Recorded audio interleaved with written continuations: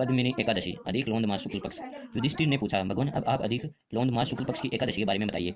इस एकादशी का क्या नाम है तथा इस व्रत की विधि क्या है। श्री कृष्ण बोले, हे राजन, अधिक लोंद मास की एकादशी का नाम पद्मिनी है। इस एकादशी के व्रत से मनुष्य विष्णु लोक को जाता है। राजन, इसकी विधि को मैंने सर्वप्रथम नारद जी से कहा था। यह विधि अनेक पापों को नष्ट करने वाली तथा मुक्ति को भक्ति प्रदान करने वाली है। दशमी के दिन व्रत को शुरू करना चाहिए। कांसे के पात्र में भोजन मांस मसूर चना कोंदो शहद शाक और दूसरे का अन्न दशमी के दिन नहीं खाना चाहिए। इस दिन नमक भी नहीं खाना चाहिए एवं ब्रह्मचार्य पूर्वक रहना चाहिए। एकादशी के दिन प्रातः उठकर नित्य क्रिया से निवृत्त होकर दातुन करनी चाहिए और 12 बार कुल्ला करके पुण्य क्षेत्र में स्नान करने चले जाना चाहिए। उस समय गौ में मृतिका तिलकुश तथा आम्ल की चूर्ण से विधि पूर्वक स्नान करना चाहिए। स्नान करने से पहले शरीर में मिट्टी लगाते हुए प्रार्थना करनी चाहिए, हे मृतिके, तुमको भगवान ने सतभाव रूप धारण करके प्रकार क्या है, ब्रह्मा जी ने तुम्हें दिया है और कश्यप जी ने तुमको मंत्र से पूजा है, इसलिए तुम मुझे भगवान की पूजा करने के लिए शुद्ध बना दो। समस्त औषधियों से पैदा हुई गौ के पेट में स्थित रहने वाली और पृथ्वी को पवित्र करने वाली तुम मुझे शुद्ध करो। तुम मेरे शरीर को छूकर मुझे पवित्र करो। ए शंख चक्र गदाधारी देवों के देव जगन्नाथ, आप मुझे स्नान के लिए आज्ञा दीजिए। इसके उपरांत वरुण मात्र को जपकर स्नान करना चाहिए। पवित्र तीर्थों के अभाव में उनका स्मरण करते हुए किसी तालाब में स्नान करना चाहिए।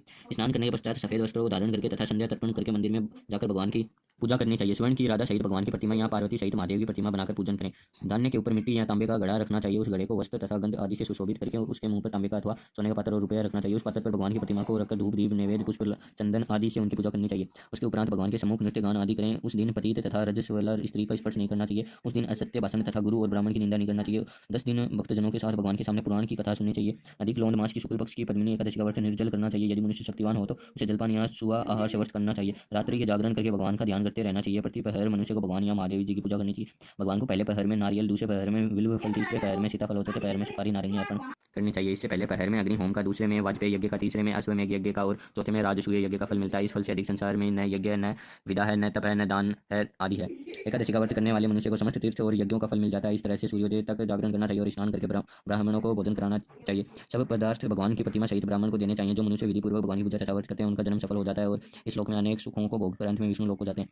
राजन, मैंने आपको एकादशी व्रत का पूरा विधान बताया। जो पद्मिनी एकादशी का भक्तिपूर्वक व्रत करते हैं मैं उनकी कथा कहता हूँ, उसे ध्यानपूर्वक श्रवण कीजिए। यह सुंदर कथा पुलस्त्य जी ने नारद जी से कही थी। एक समय कीर्तवीर्य ने रावण को कारागार में बंद कर रखा था। उसको पुलस्त्य जी ने कीर्तवीर्य की विनय करके छुड़ाया। इस घटना को सुनकर नारद जी ने पुलस्त्य जी से पूछा, महाराज, जिस महावीर रावण ने समस्त देवताओं सहित देवराज इंद्र को जीत लिया था, उसको कीर्तवीर्य ने किस प्रकार जीता हुआ है, आप मुझे समझाइए। पुलस्त्य जी बोले, नारद, आप पहले कीर्तवीर्य की उत्पत्ति के विषय में सुनिए। त्रेता युग में माहिष्मति नगर में उपकीर्तवीर्य राजा राज्य करता था। उस राजा की 100 रानियां थी। उनमें से किसी के भी राज्य भार लेने वाले योग्य पुत्र नहीं था। उस राजा ने पुत्री प्राप्ति के लिए यज्ञ किए, परंतु सब असफल रहे। अंत में वह तपस्या करने के लिए वन को चला गया। उसकी पत्नी हरिश्चंद्र की पुत्री परमदा वस्त्राभूषणों को त्याग कर अपने प्रदेश गंधमादन पर्वत पर चली गई। उसी स्थान पर दोनों ने 10,000 वर्ष तक तपस्या की, परंतु सिद्धि प्राप्ति न हो सकी।